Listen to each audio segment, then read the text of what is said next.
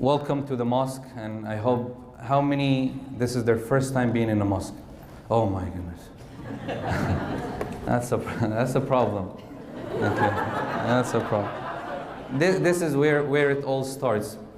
As we said, we don't get to know each other much, that we pass through this building or other buildings every day, and we don't know what's going on inside. What's going on inside is what you see now. You came in, there's nothing special. It's a hall of prayer. We have kids who recite the Qur'an and they learn it. We have a very clear verse in the Qur'an that I like to start with. This verse clearly states our commands that came from God. These commands, no one have the choice to say, well, I'll only go with 3, but not all 5, or maybe 2 out of 3. We can't. We take it as a package. Command says, and this is the verse in chapter, it says, قُلْ تَعَالَوْا أَتْلُ مَا حَرَّمَ رَبُّكُمْ عَلَيْكُمْ أَلَّا تُشْرِكُوا بِهِ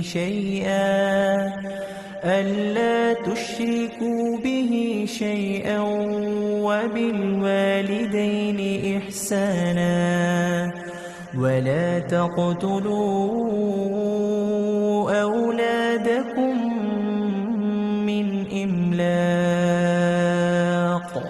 نَحْنُ نَرْزُقُكُمْ وَإِيَّاهُمْ وَلَا تَقْرَبُوا الْفَوَاحِشَ مَا ظَهَرَ مِنْهَا وَمَا بَطَنَ وَلَا تَقْتُلُوا النَّفْسَ الَّتِي حَرَّمَ اللَّهُ إِلَّا بِالْحَقِّ ذَلِكُمْ وَصَّاكُمْ بِهِ لَعَلَّكُمْ تَعْقِلُونَ.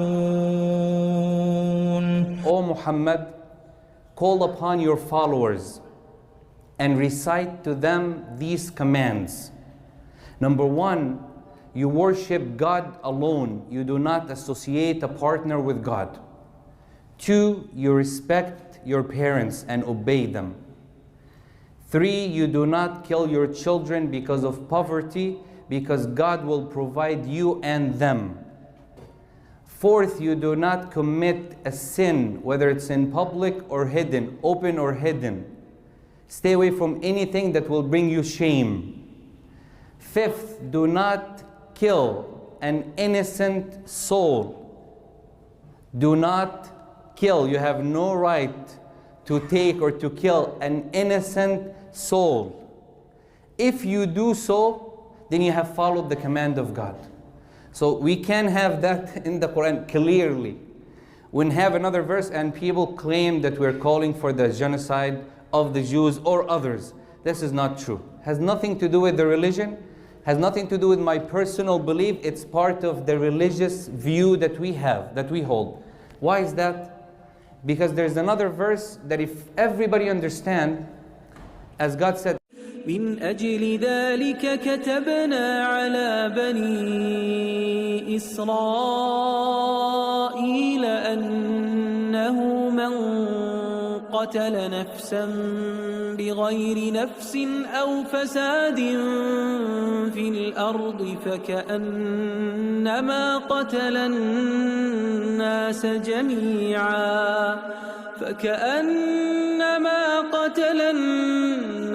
جميعا ومن أحياها فكأنما أحيا الناس ولقد جاءتهم رسلنا بالبينات ثم إن كثيرا منهم بعد ذلك في الأرض لمسرفون. It was recited to Bani Israel, where we came from right now. We just came from there. It was recited to them. That means you also follow that. That if you kill an innocent soul, as if you have killed all of mankind. And if you have saved an innocent soul, is as if you have saved all of mankind. Now we come together to work to save refugees and orphans, and this is saving a soul. So I hope I was very clear, and I hope I made it as clear as possible.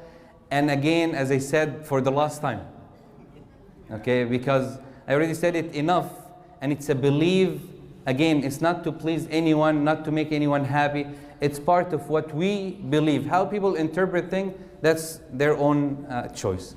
But because we came today for the celebration and the gathering to build the relation, I wanted to start. I already started. Forget that. That part. That part is gone. That's it. I wanted to start with a story of our Prophet, because most of you have not been to a mosque yet, or this is your first time. There was a person at the time of the Prophet, was known to be one of the greatest enemy of the Prophet and the religion, that he launched over three or four wars against the Prophet. So he got captured at the last war. It happened, he came to Medina where the Prophet lived and his companions. So he was attacking them. They arrested him as a prisoner. Now the decision was made, where should we keep him? Okay, prisoner of war, where should we keep him? So some people suggested different, at that time they didn't have set prisons like the one we have today. So the Prophet suggested, he said, how about keeping him in the masjid? And say, okay, you want to keep him in the masjid? He's trying to kill you. He said, yeah, just tie his hands so he won't go, and someone is always watching him. So this person came, the Prophet came to him the first day. The Prophet said to him, he said, do you have anything for me that you want to say? He said, yeah, I want to speak to you. The Prophet says, go ahead. He said, I have three offers. One, if you kill me, I have family that will take my revenge, so be careful. Two, if you let go, this I will consider it favor and I won't forget it. Three, if you want money, I could pay you money. So the Prophet smiled and he left. That's day one. Day two. Day three, the person is saying the same thing. Third day, when the Prophet heard the same thing from him, he said, that's all you have? He said, yeah. He said, then we'll let you go. The narration says he went outside, he took a shower, dressed nicely, changed his clothes, he came back to where he escaped, where they let him go. So the companion says, now he's coming for sure for something. We let you go once, we're not going to let you go twice.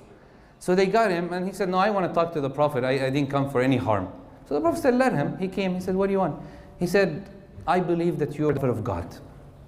So the Prophet says, why you didn't say so 15 minutes ago? Why you had to leave and then come back? He said, because I didn't want anyone to feel that I said that out of force or pressure. Okay? So that's why I left and I came back willingly. So the Prophet taught the companions a lesson that we need today. That he intentionally wanted this person to stay in the mosque all 3 days just to watch what happened inside, because nobody knows what happened inside. So when he sees the Prophet coming, leading prayers, talking to his followers, how people respect him, how they talk to him, this person was sitting there watching. He wasn't doing anything. They were offering him food and drink and everything. But the point is that the Prophet wanted to say, let him watch. Because the problem nowadays is that a lot of people hear from us. It's all from the outside. This what they say. So you're saying what they say, not what we say. And that's the teaching of this story that I wanted to share. And by the way, he had no problem of a person, his enemy, being in the masjid too. Because a lot of people are thinking, okay, are we allowed to come only today? Or because of this? No, you're allowed to come anytime. Okay? There is a verse in the Qur'an that states clearly, لا ينهاكم الله عن الذين لم يقاتلوكم في الدين ولم يخرجوكم من دياركم أن تبروهم وتقسطوا إليهم إن الله يحب المقسطين. Allah does not forbid you from being nice, just to the ones who do not fight you or cause harm to you, meaning in religion. You are ordered to be just and fair with them. That's all of us today. Anybody came here for harm today? I hope not. But I am sure I didn't do that. I didn't come to harm. We came all today to listen to one another, to build that relation despite the difference. As the rabbi was speaking, we do have differences. We can just say we agree on everything. We don't do that with our wives. Sorry, she's not here. That's why I could speak. We don't do that. We don't. In the same household, you never agree on everything, do you? If anybody is living like that, just tell me how you're doing it. Even our little kids, I have a 2 and 5 year old. We don't agree on things. They're only 2 and 5. So we do have differences, but we are saying, can we live together with these differences? Yes. And where you get that from? Because our Prophet, the one that is accusing today, the one that people are saying this about him, we're saying he lived with all religion, all type of people at his time, and he built a very strong relation and a good connection that led some people to follow him just because they saw how good he was. If we just check on each other, see our neighbors here, we're being present for what, I don't know, this masjid has been here for, anybody know from the neighbors? 10 years? More than 10 years? There's 20, huh? 45 years? No, not this official building. Okay, this, I am way younger than that. So I don't know if it's been here that long. But we've been here, and this is the thing that we want to assure today. Our president doesn't cause any harm to anyone. We are here, and we're calling people to, what if we were to call people to worship God, that we come to, and we call people to do the same, to worship God, but none but God. This is our call. It's very simple. It's not so much complicated that people wouldn't understand if people would listen. So I want to read to you very quickly a treaty. How many minutes I have? Done, huh? I'm already, that's what they tell me every time. Like, I ask after I finish. So I want to read you a treaty that took place in Medina between our Prophet, peace be upon him and peace be upon all the prophets and messengers, that he made with the people who lived in Medina when he migrated from Mecca. Mecca, anybody know where Mecca is? Anybody don't know? Okay, no? Okay. Mecca is a small city in Saudi Arabia. Now it happens to be in Saudi Arabia. It is in there. That where our pilgrimage, where we face, like when we face, our prayer is facing this way. This is our direction to prayers. Why this way? Because this is the direction of Mecca. So we face that, we consider it to be the first mosque or first worship place to be built on earth by Abraham and his son. So when he migrated, there were people who were different faith living in Medina. They were Jews in Medina, tribes. They were Christians in Medina. They were people who didn't believe. They were non-believers. They didn't have faith. So the Prophet, when he migrated and he set the state, it became a Muslim state, these people were so worried that what's going to happen now? This is a problem. So they set a treaty with one another that they brought their rabbis and their priests and their leaders, and they sat with the Prophet, peace and blessing be upon him and all the prophets. So he said, and of course the treaty is about 10 pages, so if you want to go back to it, or I could read it. No? Okay, that means no. So that I took from the treaty something that is related to what's happening now, to show you that, again, I'm saying we do have differences in some matters, and we might not agree, but we can for sure live as a community. We can live together. We could protect one another, and this is not a favor, this is an obligation. So what did the Prophet say? He says the treaty between Muslims and non-Muslims, meaning from the non-Muslim Arabs who live here, and the Jews of Medina, we put this together in writing so we could all agree. After praising God by the name of God, the most merciful, this document is between Muhammad, the governor of Medina, and the people who lived in Medina, the migrants and the people, the resident of Medina. Here's some of the things that they have mentioned, just to keep it very short. He said,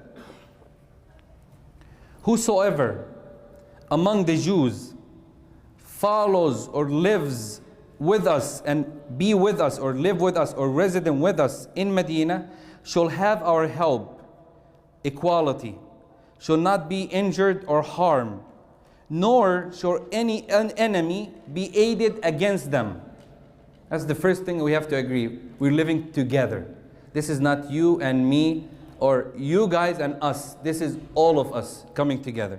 2, whosoever, or forgive me, I read that one. The Jews tribe and the non-Muslim Arab tribes who live in Medina shall maintain their own religion.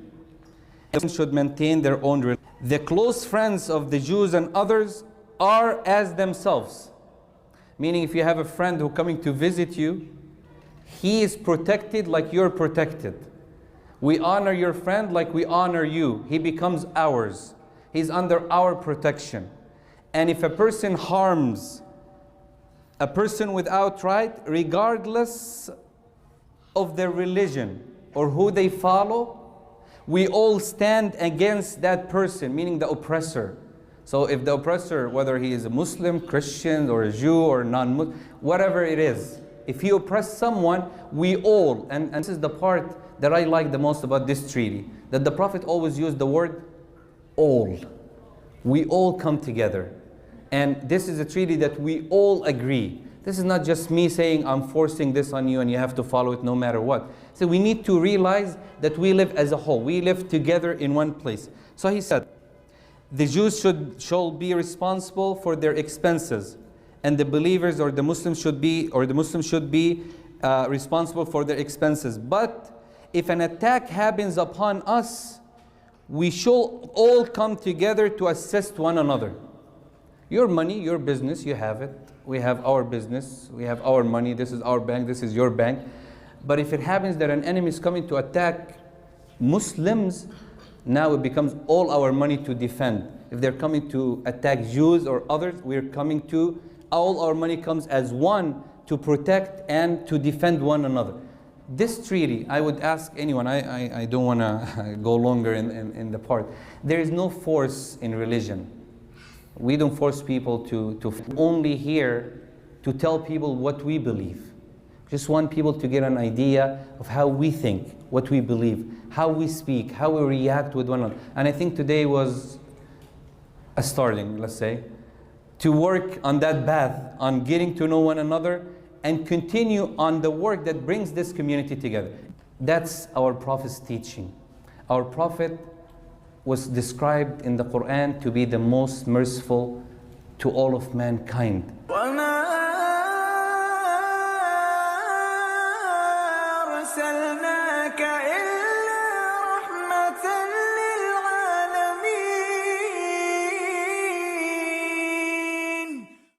Not just to Muslims. He's merciful to all of mankind. We learn that from him. We learn how to be merciful from our Prophet. We follow his footsteps. We follow his tradition, his teaching. Everything that he says, we try to implement. When he says, your neighbors, your neighbors, your neighbors, your neighbors. So many times that he says, I thought that the angel, because the angel told him, take care of your neighbors. So many times, he said, I thought that my neighbor would inherit from me. There's an inheritance rule coming that says your neighbor will inherit 1/3 or something. Because the angel kept advising me to take care of my neighbor so many times. When we do that today, it's not a favor, it's an obligation. It's that we're following our religion, the footstep of our Prophet. May peace and blessing be upon him and all the prophets of Allah. Thank you so much. I don't want to keep it, that's short enough.